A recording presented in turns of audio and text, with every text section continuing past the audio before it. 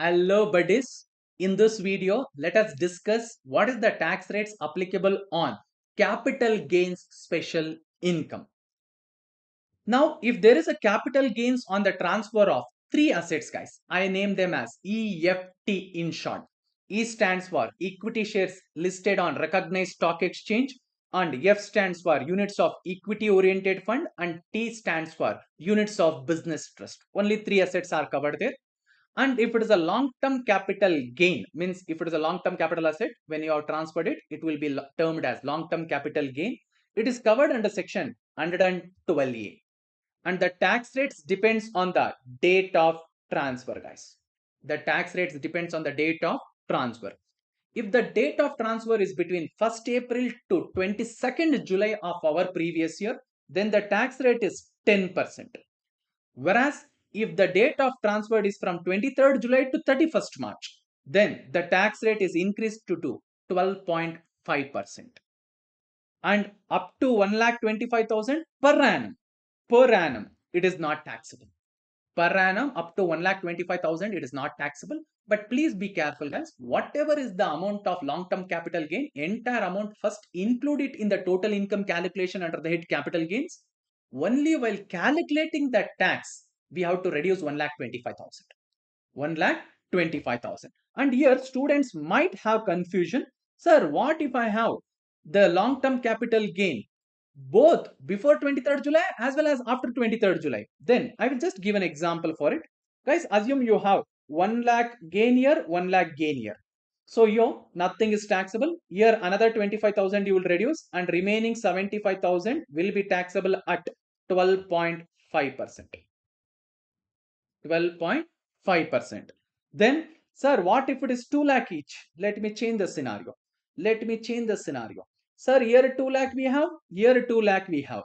Then in that case, here we will reduce 1.25 lakh straight away. So remaining 75,000 will be taxable at 10%. Here entire 2 lakh is taxable at 12.5%. So to claim that 1,25,000, you have to follow FIFO basis, guys. Okay. Sir, what if I have only 2 lakh here? Only 2 lakh here. Same. Reduce 1,25,000. Remaining 75,000 will be taxable at 10%. Sir, what if I have only 2 lakh here? Then straight away again same scenario. But only tax rate will change. 2 lakh minus 1,25,000. Remaining 75,000 will be taxable at 12.5%, guys. Yes, sir. Now coming to, sir, what if on the transfer of the same three assets, if the gain is short term, then it is covered under section 111A, guys. 111A. Again, here also the tax rates depends on the date of transfer. If the date of transfer is between 1st April to 22nd July, then the tax rate is 15%. Whereas the date of transfer is from 23rd July to 31st March, then the tax rate would be 20%. Yes, and here on the entire income, whatever is the amount, nothing to reduce, entire income will get taxed either at 15% or 20%. For both this section, one common condition is securities transaction tax has to be paid, guys. So under both this section, actually madam increase the tax rate from 10 to 12.5 under section 112A, and from 15 to 20% under section 111A, with an intention that yes, government will earn more and more tax revenue from this. But what has actually happened after this increases, market started correcting, market is bleeding, and no investor has earned any capital gains income, especially after this amendment. So when there is no gain for the investor, only pain even to the government. Yes, guys. So only three assets were covered here. Sir, what about the other assets? Then I have a separate chart for it. Capital gain on the transfer of any other capital gain assets other than EFT. Then if it is a short term, it will always be a normal income taxable at normal rate as applicable to the assessee as per the scheme opted by them, guys. It will always be a normal income. Whereas coming to, if it is a long term capital gain, then it will be covered under section 112. And there I have categorized into two categories based on the date of transfer. Based on the date of transfer. If date of transfer is between 1st April to 22nd July, guys, then we have to see three set of assets are there.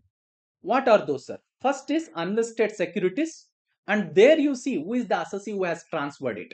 If it is non-corporate, non-residents or foreign company, then the tax rate is 10% without indexation, and even foreign currency fluctuation benefit is also not given, because at the time of purchase and at the time of sale there would be different exchange rate applicable. Because of it you would have suffered some loss or gain, you cannot adjust it.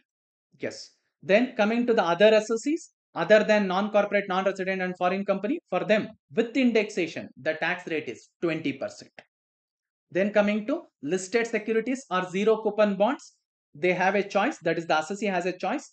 10% is the tax rate on the gain without indexation, or 20% on the gain with indexation, whichever is lower. That is as per the benefit of the assessee.